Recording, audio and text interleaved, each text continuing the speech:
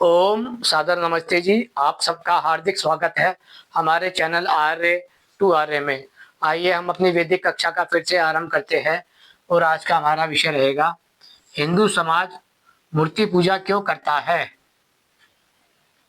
जब ये प्रश्न आता है कि हिंदू समाज मूर्ति पूजा क्यों करता है, तो इसके पीछे एक वाक्य जुड़ा हुआ है जो हम लोगों से छुपा लेते हैं। उसका कारण है पाखंडी पौराणिक ब्राह्मण के कारण हिंदू समाज मूर्ति पूजा करता है। यदि किसी से पूछा जाए कि आप ईश्वर को किस दृष्टि से देखते हैं, तो सभी मनुष्य का मानना यही है जो संसार में आस्तिक लोग होते हैं। यदि कोई भी नास्तिक व्यक्ति उनसे पूछेगा कि आप भगवान का या ईश्वर का अस्तित्व दीजिए, तो सभी मनुष्य केवल एक ही उत्तर देते हैं कि संसार को बनाने वाला कोई तो होगा। यानी कि संसार को बनाने के कारण ही हम ईश्वर की सिद्धि करते हैं। इसका अर्थ है कि हम सृष्टिकर्ता को ईश्वर मानते हैं, जिसने इस संसार की रचना की है उसको ईश्वर मानते हैं। किंतु हिंदू समाज मूर्ति पूजा इसलिए करता है ताकि पाखंडी पौराणिक ब्राह्मण इसका लाभ ले सके। जैसे कि मूर्ति पूजा के कारण केवल 3 व्यक्तियों को इसका लाभ मिलता है। पहला होता है पंडा, पुजारी और व्यापारी। इसका अर्थ है जितने भी तीर्थ आप देख रहे हैं, जो गंगा के किनारे है, जमुना के किनारे है, नदियों के किनारे है, वह पंडे होते हैं। वह सब हिंदू समाज को ठगते हैं इन अग्नि जलवायु के नाम पर। दूसरे स्थान पर होते हैं पुजारी, जो भगवान की मूर्ति आदियों के नाम पर हिंदू समाज को ठगते हैं। तीसरा होता है व्यापारी। व्यापारी समाज में नई नई मूर्तियों को स्थापित करता है ताकि आप उसको हर साल बदल दे, हर महीने बदले, हर बार नई मूर्ति खरीद रहे और पुरानी फेंक दे। या अनेक प्रकार से ये व्यापारी, पुजारी और पंडा, ये तीनों के तीनों को हिंदू समाज की मूर्ति पूजा का लाभ होता है। लेकिन मूर्ति पूजा करने से हिंदू समाज को क्या हानियां होती है, आइए इस पे विचार करते हैं। हिंदू समाज को मूर्ति पूजा से क्या क्या हानियां मिली है। पहला, अनेकता। यानी कि हिंदू समाज में अनेकता उत्पन्न हो चुकी है मूर्ति पूजा के कारण। कई लोग मानते हैं कि ईश्वर का कोई आकार नहीं होता, ईश्वर निराकार है। दूसरी ओर कई लोग कहते हैं कि ईश्वर साकार है। यानी कि आकार वाले आकार मानते हैं और साकार वाले साकार मानते हैं, निराकार वाले निराकार मानते हैं। तो इसका अर्थ क्या होता है कि संसार को बनाने वाला तो आकार वाला मानते हैं, लेकिन वह कहता है यहाँ पर बात आकार और निराकार की नहीं है, यहाँ बात है अपने हाथ से बनाए गए खिलौने को आप ईश्वर कैसे कह सकते हैं। आप ये बात हिंदू समाज के ऊपर कैसे थोप सकते हैं कि आप इन सबको माने। इसका कारण क्या है कि हिंदू समाज अभी ये जानता ही नहीं है कि पुराणिक पुरानी ब्राह्मण समाज उसके साथ पिछले हजारों सालों से छल कपट धोखा करके उनसे आस्था के नाम पे, ईश्वर के नाम पे धन ऐंठ रहा है। यदि कोई आपकी व्यक्तिगत रूप से डकैती मारता है तो आपको पता चल जाता है। यदि कोई आपकी व्यक्तिगत रूप से चोरी करता है तो आपको पता चल जाता है। और यदि कोई व्यक्तिगत रूप से आपका पर्स काटता है तो भी पता चल जाता है। लेकिन यदि कोई आपके सामने पत्थर की मूर्ति रख दे और उसके आगे दान पेटी रख दे, तो आप ये बात नहीं समझ पाते हैं कि वह दान पेटी जो रखी गई है, वह पत्थर का खिलौना मुझे दिखा के डराया जा रहा है।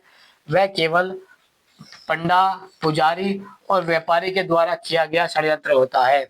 चाहे वह छोटी सी मूर्ति हो 1 रुपए की, चाहे वह 1 करोड़ रुपए की मूर्ति हो, वह सब की सब मनुष्य के द्वारा ही बनाई जाती है, जिसके कारण हिंदू समाज में धीरे धीरे अनेकता आ जाती है। फिर है आस्थावाद। आस्थावाद का अर्थ क्या है कि हिंदू समाज के पास लगभग वर्तमान के अंदर ही कम से कम 10 लाख हिंदू देवी देवता है, जिसके कारण वह 10 लाख देवी देवताओं के भागों में बट चुके हैं। आज यदि बात की जाए, हिंदू समाज से पूछा जाए कि आप ईश्वर किसे मानते हैं, तो उनके पास कोई उत्तर नहीं होता। वह केवल अपनी आस्था में जीवित रहते हैं, क्योंकि वह आस्था में बांध दिए गए हैं। वह सत्य को जानना नहीं चाहते। तीसरा है जातिवाद। जब ये जो पंडे होते हैं, जो तीर्थों पे कब्जा करके बैठे हैं, जो पुजारी होते हैं, जो मंदिरों पे कब्जा करके बैठे हैं, ये दोनों मिलके हिंदू समाज में जातिवाद का जहर घोलते हैं। इनका समर्थन करता है मठ और आश्रम, जिसे आप अखाड़े भी कह सकते हैं। धर्म के धर्म के तीर्थ, धर्म के पूजा, धर्म के मंदिर, धर्म के आश्रम, धर्म के मठ और धर्म के अखाड़े, ये सब मिलकर हिंदू समाज में जातिवाद का जहर घोलते हैं, ताकि हिंदू समाज किसी भी कारण से एक मत ना हो जाए।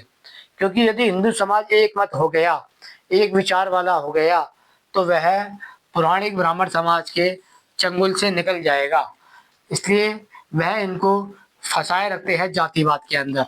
फिर चौथा आता है छुआछूत। छुआछूत का अर्थ है वह अपने ही समाज के कुछ लोगों के साथ जातिवाद का, छुआछूत का व्यवहार करते हैं, जिससे वह कहते हैं कि इनको मंदिर में नहीं आना चाहिए।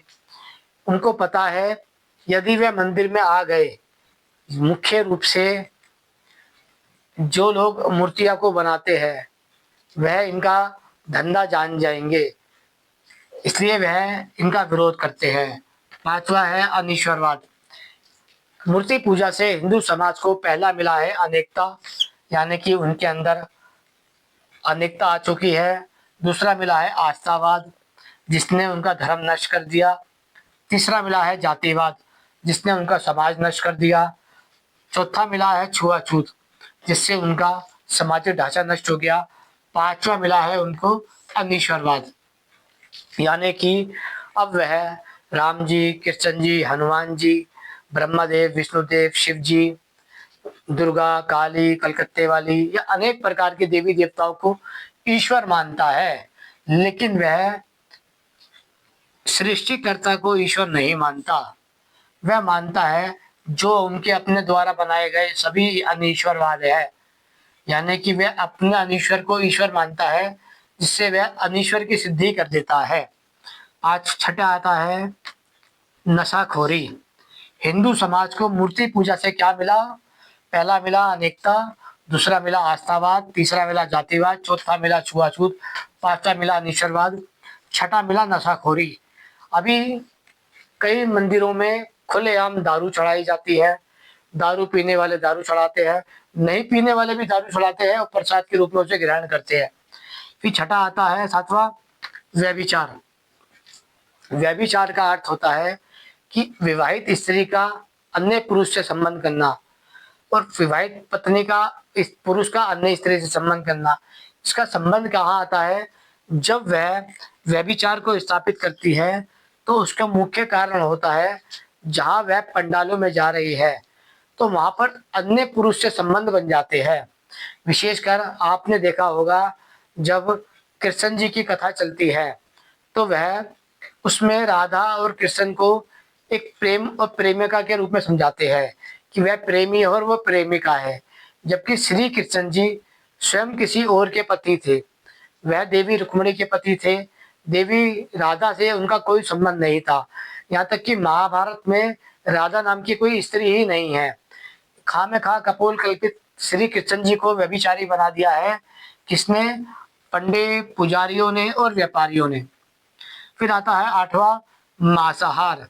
उन्होंने हिंदू समाज में मूर्ति पूजा के कारण मांसाहार को स्थापित कर दिया है। अब यदि मांस जब बलि देवी खाएगी, तो उस भक्त भी तो खाएंगे। इसलिए आज हिंदू समाज अनेकतावादी है, आस्थावादी है, जातिवादी है, छुआछूत करता है, अनीश्वरवादी है, नशाखोरी करता है, व्यभिचार करता है, मांसाहार करता है। इस सब का कारण है कि वह पंडित, पुजारी और व्यापारियों के कारण पौराणिक ब्राह्मण का शिकार हो चुके हैं। नौवा आता है छल कपट। मूर्ति पूजा करने के कारण हिंदू समाज छल कपट का शिकार हुआ है। उसके अपने ही धर्म गुरुओं ने उनके साथ छल कपट प्रपंच किया है ताकि वह उनको मानसिक रूप से गुलाम बना सके और कमजोर बना सके। 10वां आता है अंधविश्वास, अर्थात अपने ही धर्म गुरुओं के द्वारा कोई समाज इतना अंधविश्वासी बना दिया गया है कि अब वह सत्य और क्या कहते हैं उसे, सत्य और प्रकाश से भी डरता है। फिर आता है भाग्यवाद, अर्थात हिंदू समाज अब मंदिर में रखी हुई मूर्तियों से प्रार्थना करता है कि हमें सुख दे दे, शांति दे दे, संतान दे दे, नौकरी लगा दे। वह अपने पुरुषार्थ पे विश्वास नहीं करता, जिसके कारण उसे भाग्यवादी बना दिया गया है। इसी भाग्यवाद के कारण हिंदू समाज ने अपने ही देश में 1000 वर्ष की गुलामी झेली है। जब आक्रांताओं ने भारत में हमला किया तो वह मंदिरों से प्रार्थना कर रहा था, पत्थरों से प्रार्थना कर रहा था कि हमारी जान बचाइए। पत्थर के भगवान कहाँ जान बचाते हैं। फिर आता है कि हिंदू समाज को मूर्ति पूजा करने से मिली जड़त्ववाद।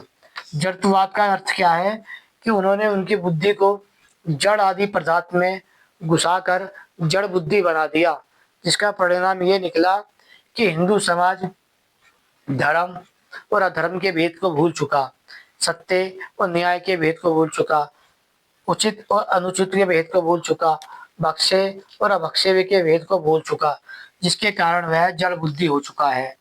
फिर आता है अविद्या। अविद्या का अर्थ है कि वह ऐसी ऐसी कुव्यवस्था का शिकार हो गया जो उसे धर्म लगती है, जैसे कि वह अधर्म को धर्म मानता है, अनीश्वर को ईश्वर मानता है, पाखंड को विद्या मानता है, दानवता को मानवता मानता है और मानवता को छल कपट प्रपंच समझता है। इन सब अविद्या का वह शिकार हो गया। फिर आता है अधर्म। वह अधर्म को ही धर्म मानने लगा, किसके कारण? मूर्ति पूजा के कारण। फिर आता है पाखंड। वह मूर्ति पूजा के कारण पाखंड का शिकार हो गया और पाखंडियों ने उन्हें ठग लिया, इसके कारण उनको पाखंडी बना दिया गया। फिर आता है हिंदू समाज को मूर्ति पूजा का क्या लाभ मिला? कुछ नहीं। लाभ किसे मिला? केवल पंडित को, पुजारी को, साधु सन्यासी को, साथ में व्यापारी को। हिंदू समाज को क्या मिला? अनेकता, आस्थावाद, जातिवाद, छुआछूत, अधीश्वरवाद, नशाखोरी, व्यभिचार, मांसाहार, छल कपट, अंधविश्वास, भाग्यवाद, जड़ बुद्धि, अविद्या, अधर्म, पाखंड, पाखंडी। फिर आता है डकैती, अर्थात यदि कोई व्यक्ति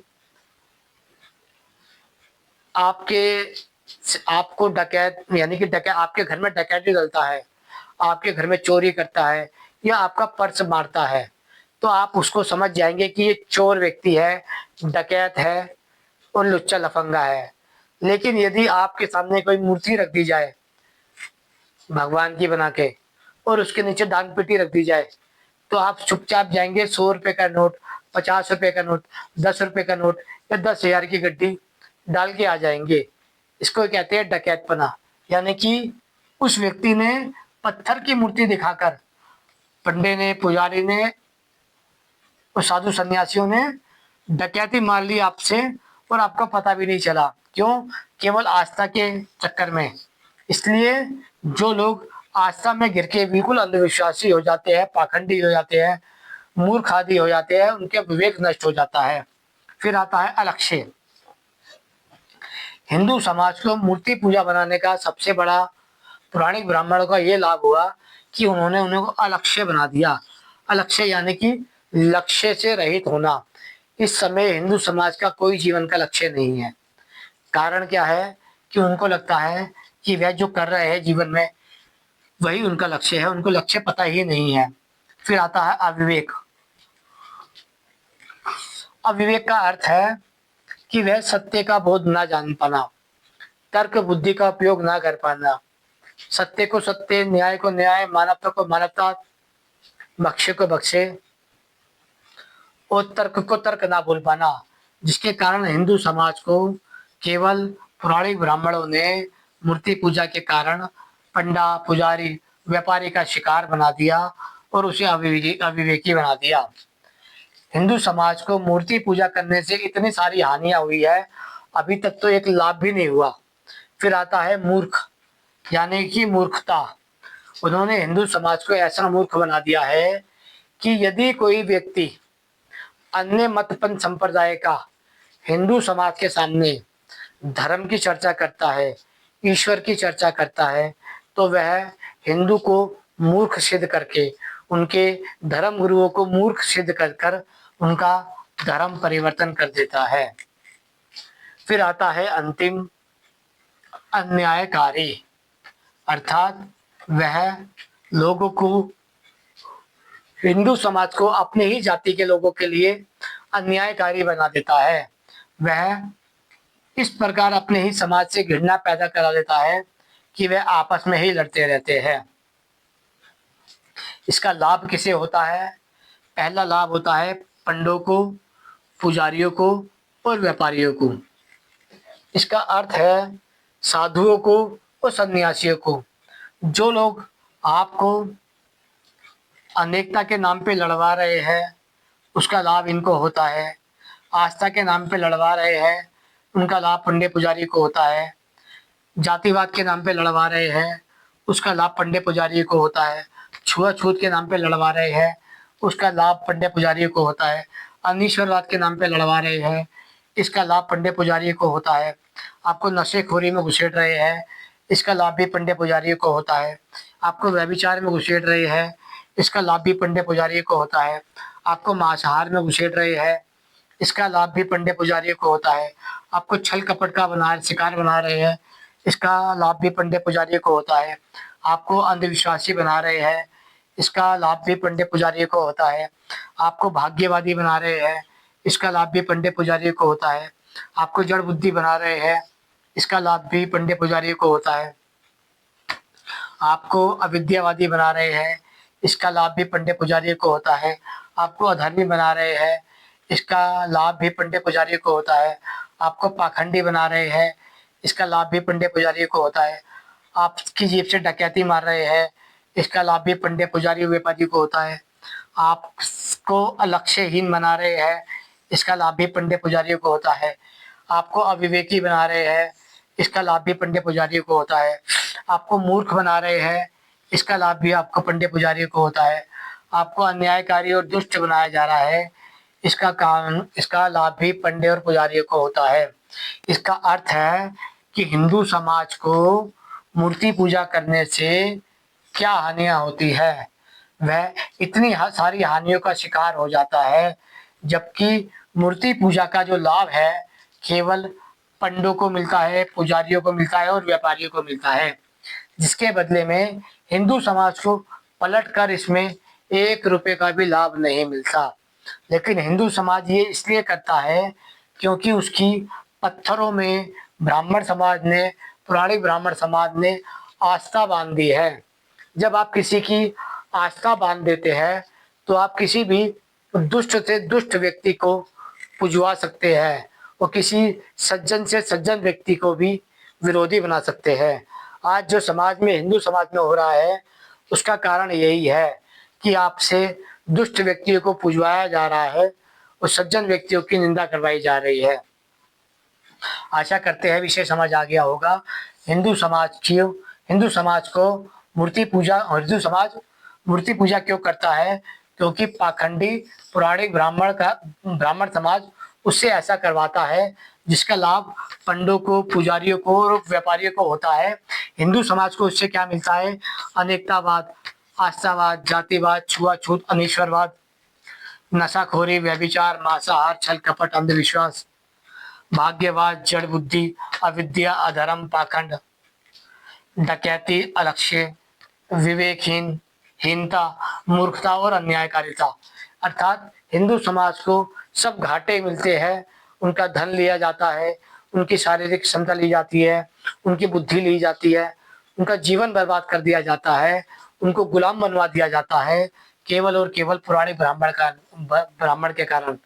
यदि आप इसका गुलाम रहे तो आप कभी जीवन में सफलता को प्राप्त नहीं कर सकते। सफलता को प्राप्त नहीं कर सकते का अर्थ है कि आप अपने देश के लिए, अपने राष्ट्र के लिए कुछ नहीं कर सकते। आप जैसे ही कुछ करने जाएंगे तो आपको समझ आ जाएगा कि यदि आप हिंदू समाज में समाजवाद की बात करते हैं तो भी आपको पौराणिक ब्राह्मण नहीं करने देगा। यदि आप पाखंडवाद को मिटाने की बात करते हैं तो पौराणिक ब्राह्मण नहीं करने देगा। यदि आप ईश्वर के सिद्धांत की बात करते हैं तो पौराणिक ब्राह्मण नहीं करने देगा। यदि आप धर्म की बात करते हैं तो पौराणिक ब्राह्मण नहीं करने देगा। उन्होंने ऐसे कई महापुरुषों को जहर देके मार दिया जो लोग समाज को जागरूक करना चाहते थे। आशा करते हैं विषय आपको समझ आ गया होगा। हिंदू समाज इसलिए मूर्ति पूजा करता है क्योंकि पौराणिक ब्राह्मण समाज उससे मूर्ति पूजा करवाता है। ओम नमस्ते।